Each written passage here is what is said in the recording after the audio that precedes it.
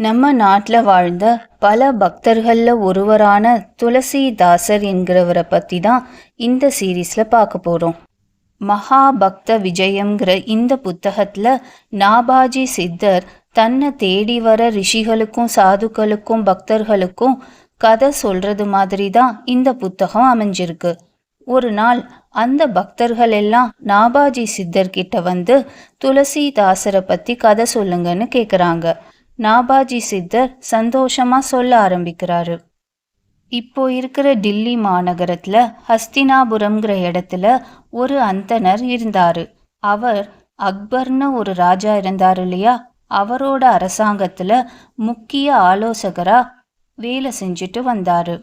அந்த அந்தனர் ரொம்ப புத்திமானாகவும் தனவானாகவும் ரொம்ப கருணை உள்ளம் கொண்டவராகவும் இருந்தாரு. தினைக்கும் காலையில் அக்பர் மகாராஜாவோட அரண்மனையில் முக்கிய ஆலோசனையெல்லாம் ராஜாங்க காரியத்துக்காக கொடுத்துட்ருப்பாரு. அப்புறம் மிச்சம் இருக்கிற நேரத்தில் தினமும் தன்னை தேடி வரவங்களுக்கும் தன்னுடைய சிஷ்யர்களுக்கும் அத்வைத வேதாந்தத்தை பற்றி உபதேசம் பண்ணுவார். எல்லாமே ராமர் மட்டும்தான், ராமர் தான் பரபிரம்மம், நம்ம பார்க்கறது எல்லாமே ராமர் தான், அந்த ராமர் தான் ஒரே கடவுள், அந்த ராமர் தான் நம்ம பார்க்கறதும் பார்க்காததும் ஆகிய பிரம்மம். இப்படி ராமர் ராமர்னு சொல்லிட்டு இருக்கிறதுனால இவரோட பேரே ஆத்மா ராம்னு எல்லாரும் கூப்பிட ஆரம்பிச்சிட்டாங்க. இப்படி இவரோட ராமரை பற்றின அத்வைத்த ஆத்ம உபதேசத்தில் அக்பருக்கும் ரொம்ப ஈடுபாடு வந்துடுச்சு. அதனால ராஜாங்க ஆலோசனைக்கு மட்டும் இல்லாமல் தனக்கு உண்டான ஆத்ம சந்தேகங்களையும் அக்பர் இந்த ஆத்மாராம்ங்கிறவர்கிட்ட கேட்க ஆரம்பிச்சாரு. இப்படி அக்பருக்கு உபதேசம் பண்ணி அவரோட ஆத்ம சந்தேகங்களெல்லாம் தீர்த்து வச்சதுனால அக்பருக்கு இவரை ரொம்ப பிடிச்சி போச்சு. அதனால அக்பர் இவரை தன்னோட அரண்மனையிலேயே ரொம்ப பக்தி ஸ்ரத்தையா தங்கும்படி உபச்சாரம் எல்லாம் பண்ணி அவருக்கு மாசம் 1000 பொன் சம்பளம் கொடுத்து வச்சிருந்தாரு. இந்த ஆத்மாராம்ங்கிறவருக்கு உத்தமின்னு ஒரு மனைவி இருந்தா. இவங்களுக்கு ஒரு அழகான ஆண் குழந்தை பிறந்தது. இந்த ஆண் குழந்தை வேற யாரும் இல்லை, ராமாயணத்தை முதல்ல இதிகாசமாக எழுதின வால்மீகி முனிவரோட நேரடி அவதாரம்தான் இந்த குழந்தை. தனக்கு பிறந்த இந்த குழந்தைகிட்ட ரொம்ப ஆசமும் அன்பும் பொங்கி ஆத்மாராம்ங்கிறவர் இந்த குழந்தைக்கு துளசிதாசர்னு பேர் வச்சாரு. இந்த துளசிதாசருக்கு அவரோட அப்பாவான ஆத்மாராமரே குருவாயிருந்து 4 வேதம் 6 சாஸ்திரம் பல இதிகாசங்கள் வியாக்கரணங்கள் எல்லாத்தையும் நேரடியாக சொல்லி கொடுத்தாரு. அதனால இந்த துளசிதாசனும் தன்னுடைய தந்தை போலவே புத்திமானாகவும் பக்திமானாகவும் அதை தாண்டி தன்னுடைய பூர்வ ஜென்ம வாசனையினால சுலபமாகவே எல்லா ஞானமும் அடைஞ்சவராக இருந்தார். இந்த துளசிதாசனுக்கு அவருடைய அப்பாவே மமதா தேவிங்கிற ஒரு பெண்ணை கல்யாணம் பண்ணி வச்சாரு. ரொம்ப விமரிசையா நடந்த கல்யாணத்துக்கு ராஜாவே வந்திருந்தாரு. ராஜா பல பரிசுகளையும் கொடுத்து துளசிதாசர் தம்பதிகளை வாழ்த்திட்டு போனாரு. அந்த ஆத்மாராம்ங்கிறவருக்கு தன்னுடைய மகனான துளசிதாசனும் தன்னை போலவே ராஜாங்கத்தில் பெரிய பதவி வகிக்கணும்னு ஆசைப்பட்டாரு. அதனால அடிக்கடி துளசிதாசரை கூப்பிட்டு அவருக்கு ராஜாங்க தர்மத்தை பற்றி உபதேசம் பண்ணிக்கிட்டே இருப்பாரு. அப்படி ஒரு நாள் துளசிதாசனை அவரோட அப்பாவான ஆத்மாராம் கூப்பிட்டு சொல்றாரு, துளசிதாசா, உனக்கு நான் ராஜாங்க தர்மத்தை பற்றி நிறையா சொல்லியிருக்கேன். அதுலேயும் அரசர்களை பற்றியும் நிறையா சொல்லியிருக்கேன். அரசர்களும் பாம்பும் ஒரே மாதிரியானவங்க.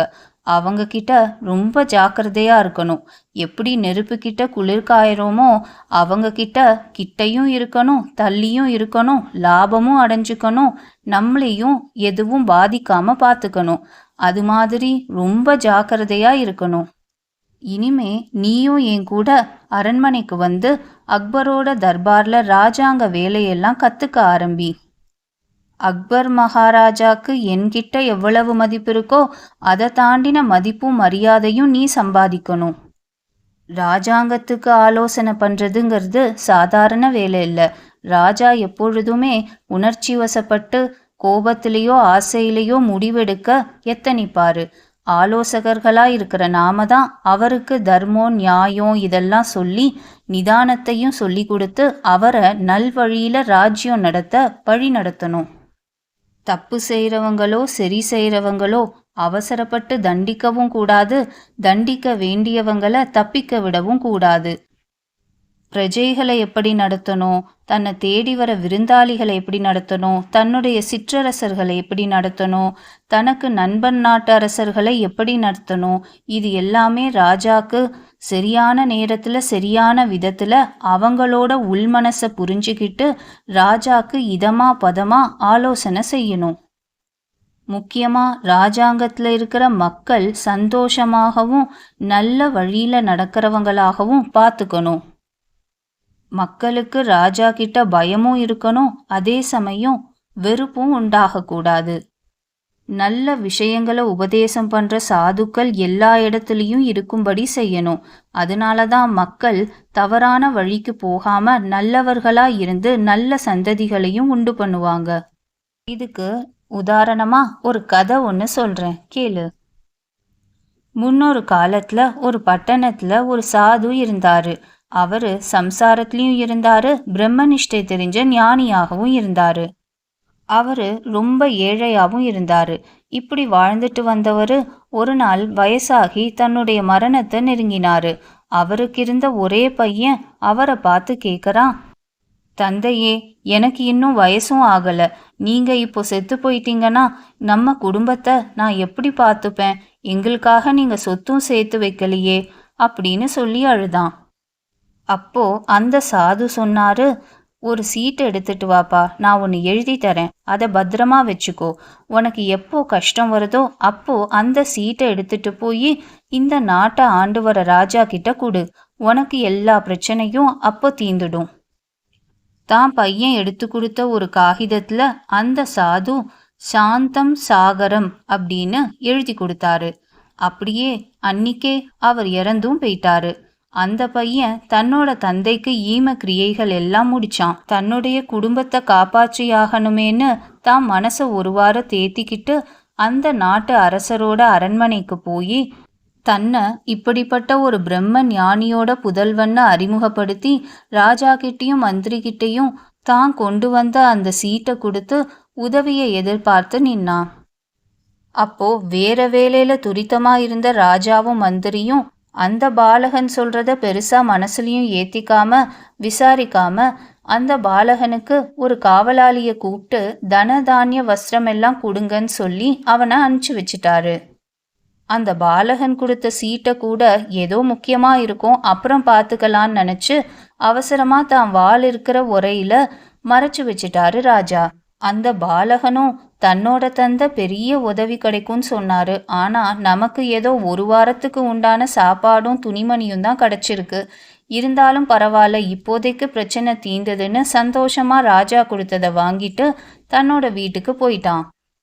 அப்போ கொஞ்ச நாள் கழிச்சு ராஜா மந்திரி காவலாளிகளோட காட்டுக்கு வேட்டையாட போனாரு. அப்போ அந்த புறத்துல சுத்தம் செஞ்சிட்டு இருந்த ஒரு வேலைக்காரன் ராஜாவோட படுக்கைய பார்த்து அந்த மெத்த மேல ஆசைப்பட்டு அப்படியே உட்கார்ந்து உறங்கியும் போயிட்டான். அப்போ சாயந்தர வேலையில அந்த புறத்துக்கு வந்த மகாராணி படுக்கையில படுத்துட்டு இருக்கிறது வேலைக்காரன்னு தெரியாம போத்திட்டு ராஜாதான் தூங்குறாருன்னு நினைச்சு, இது என்ன, வேட்டைக்கு போன மகாராஜா அதுக்குள்ள திரும்பிட்டாரா, சரி களைப்பா இருக்கும் போல இருக்கு, அதனாலதான் தூங்குறாரு, நாம தொந்தரவு செய்ய வேண்டாம் அப்படின்னு நினைச்சிட்டு மகாராணியும் பக்கத்துல வழக்கம் போல படுத்து தூங்கிட்டாங்க. ராத்திரி ரொம்ப நேரம் கழிச்சு அரண்மனை திரும்பின மகாராஜா தன்னோட படுக்கையில ராணி வேற யார் கூடயோ படுத்துட்டு இருக்கிறத பார்த்து ரொம்ப கோபமும் அதிர்ச்சியும் அடைஞ்சாரு. எனக்கு துரோகம் பண்ண இந்த ராணியையும் இந்த கபடனையும் இப்பவே கொன்னுடுறேன்னு சொல்லி தன்னோட வாளை உருவினாரு. அந்த வேகத்துல வாளோட ஒரேல ஒட்டிட்டு இருந்த அந்த பாலகன் கொடுத்த துண்டு சீட்டு காத்துல பறந்து மேலேந்து கீழே விழுந்தது. இது என்ன, ஏதோ அந்தரத்துலேருந்து ஒரு சீட்டு விழுது அப்படின்னு பார்த்த ராஜா அதை எடுத்து பிரிச்சு படிச்சாரு. அதுல சாந்தம் சாகரத்தினும் பெரியது அப்படின்னு எழுதியிருந்தது. அதை படிச்சு பார்த்த ராஜா தடுமாறி போய் அந்தப்புறத்துலேருந்து வெளில வந்து மந்திரிய பார்த்து நடந்ததை சொல்றாரு. மந்திரி இது ஏதோ சின்ன குழப்பம்தான்னு புரிஞ்சுக்கிட்டு ராஜாக்கு புரிய வைக்க விரும்பினாரு. ராஜாவோட மந்திரி அந்தப்புறத்துக்குள்ள நுழைஞ்சு ராஜாவை ஒரு தூண் பின்னாடி மறைஞ்சு நிக்க சொன்னாரு. அந்தப்புறத்தோட வாசல்லேருந்து கை தட்டினாரு மந்திரி. அந்த சத்தத்தை கேட்டு முழிச்சுக்கிட்ட மகாராணி திடுக்கிட்டு எழுந்து, இது என்ன, மந்திரியா இருந்தாலும் அந்தப்புறத்துக்கு வர அனுமதி இல்லையே, எவ்வளவு முக்கியமான வேலையா இருந்தாலும் என் தோழிகள்கிட்ட சொல்லி அனுப்பியிருக்கலாமே, நான் ராஜாவோட அந்தப்புறத்துல இருக்கும்போது நீங்க வருவது அநாகரிகம் இல்லையா அப்படின்னு ரொம்ப கடிந்து பேசினாங்க. ராஜாங்கத்துக்கு ஆபத்து வர சமயமாயிருந்தா சரி, இப்போ அப்படி இக்கட்டான நிலைமையா வந்துடுச்சு அப்படின்னு ரொம்ப கோபமா மந்திரிய கண்டிச்சாங்க. மந்திரி கிட்ட ராணி கடிஞ்சு பேசினதை கவனிச்ச மகாராஜா நாம தான் தப்பா புரிஞ்சுக்கிட்டோங்கிறத உணர்ந்துட்டு தூண் பின்னாடிலேருந்து வெளியில வந்தாரு. நமக்கும் தெரியாம ராணிக்கும் தெரியாம நம்ம மெத்தையில யார் படுத்துட்டு இருக்காருன்னு குழம்பி போய் தட்டி எழுப்பினாரு. திடீர்னு ஒன்னும் புரியாம எழுந்த அந்த வேலைக்காரன் அதிர்ச்சி அடைஞ்சு துள்ளி குதிச்சு தரையில விழுந்து ராஜா காலில் விழுந்து அழுது புலம்பி மன்னிப்பு கேட்டான். இதை பார்த்த மந்திரியும், உங்களுக்கு இப்பவாவது சந்தேகம் தீந்துதா, இது ஏதோ சின்ன குழப்பம்தான் அப்படின்னு ராஜாவை ஆஸ்வாசப்படுத்தினாரு. ஆனாலும் ராஜாக்கு கோபம் அடங்கல. தன்னோட மெத்தையில வேறொருவன் படுத்ததுனால கோபமா, வேறொருவன்னு தெரியாம ராணி பக்கத்துல படுத்ததுனால கோபமா, இத நாம புரிஞ்சுக்காம அவங்கள சந்தேகப்பட்டதுனால வந்த கோபமோ ராஜாக்கு தெரியல. ஆனா அந்த கோபத்தை எல்லாம் எந்த தப்பும் செய்யாத மகாராணி கிட்ட காமிச்சாரு.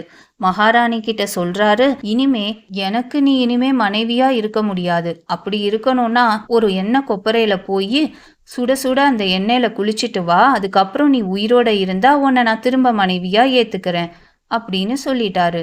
மந்திரி எவ்வளவு அறிவுறுத்தியும் தடுத்தும் ராஜா கேட்கவே இல்லை.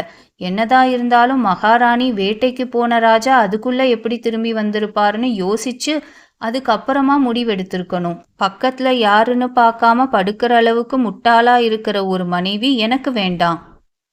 இதை கேட்டு இவ்வளோ நேரம் பேசாம இருந்த மகாராணி ராஜா கிட்ட சொல்றாங்க, நீங்க கேட்டாலும் கேட்கலைனாலும் என்ன கொப்பரையில குதிச்சு என் உயிரை நான் விடதான் போறேன். தெரியாம செஞ்ச தவறா இருந்தாலும் தவறே இல்லைனாலுமே உங்களுக்கு கோபம் வரும்படி நான் நடந்ததுனால அது பெரிய பாதகம்னே நான் நினைக்கிறேன். இப்படி மகாராஜா கிட்ட சொல்லி மகாராணி மந்திரிய பார்த்து உடனே எண்ணெய் கொப்பரைய ஏற்பாடு செய்யுங்கன்னு சொல்லிட்டாங்க. இதை கேட்ட ராஜா கொஞ்சம் திடுக்கிட்டாரு. கோபத்துல ஏதோ பிதற்றிட்டோமோன்னு மனசு கலங்கினாரு. அப்புறம் மகாராணிய ஆஸ்வாசப்படுத்தினாரு. நான் ஏதோ கோபத்துல என்ன அறியாம வார்த்தைகளை விட்டுட்டேன். அது நஜோன்னு நினைச்சு நீ என்ன கொப்பரையில குதிக்கிறேன்னு சொல்றது நியாயம் இல்லை. உண்மையில எனக்கு சந்தேகமும் இல்லை. அதனால இதை இப்படியே விட்டுறலாம், இதோட முடிச்சுக்கலாம் அப்படின்னு ராஜா சொல்றாரு. ஆனா மகாராணி பிடிவாதமா கேட்கவே இல்லை. மகாராணி பிடிவாதமா, எப்போ நீங்க என் மேல சந்தேகப்பட்டீங்களோ இனிமே நான் உயிரோட இருக்க மாட்டேன்னு முடிவா சொன்னாங்க. இதை பார்த்த மந்திரி அவங்கள இடைமறிச்சு அவங்கள சமாதானப்படுத்துறதுக்கு ஒரு உபாயம் சொன்னாரு. மகாராஜா, இந்த சீட்டு எங்கேந்து வந்ததுன்னு முதல்ல உங்களுக்கு ஞாபகம் இருக்கா? ஒரு சமயம் ஒரு பாலகன் வந்து உங்ககிட்ட இதை கொடுத்து பரிசு வாங்கிட்டு போனானே, அந்த சீட்டை அவசரத்துல நீங்க உங்க வாளோட உரைப்பையில வச்சிட்டீங்க. இப்போ தீர வேண்டியது உங்களோட சந்தேகமும் ராணியோட பிடிவாதமும் தான். அதனால என்ன கொப்பரையில என்னுடைய மனைவி உத்தமிங்கிறது உண்மையா இருந்தா இந்த சீட்டு பொசுங்காம மிதக்கட்டும்னு சொல்லி குருதேவரை வேண்டிக்கிட்டு இந்த சீட்டை என்ன கொப்பரையில போடுங்க. மகாராஜாவும் இது சரியான முடிவுன்னு உத்தேசிச்சு அந்த எண்ணெய் கொப்பரையில இதே மாதிரி பிரார்த்தனை பண்ணிட்டு அந்த சீட்டை போட்டாரு. ராஜா மகாராணி மந்திரி எல்லாரும் பார்த்துட்டு இருக்கும் பொழுதே அந்த சூடான எண்ணெய் கொப்பரைக்குள்ள அந்த சீட்டு பொசுங்காம மிதந்து வந்தது. இதை பார்த்த எல்லாரும் ராஜாவோட சந்தேகம்தான் வீண், மகாராணி உத்தம பதிவிரதன்னு எல்லோரும் புகழ்ந்தாங்க. ஆனா மகாராணிக்கு மனசு ஆறவே இல்லை. என்னதான் இருந்தாலும் ராஜா நம்ம மேல சந்தேகப்பட்டது தகாது. இந்த சீட்டு எப்படி என்னோட குணத்தை நிரூபிக்க முடியும்?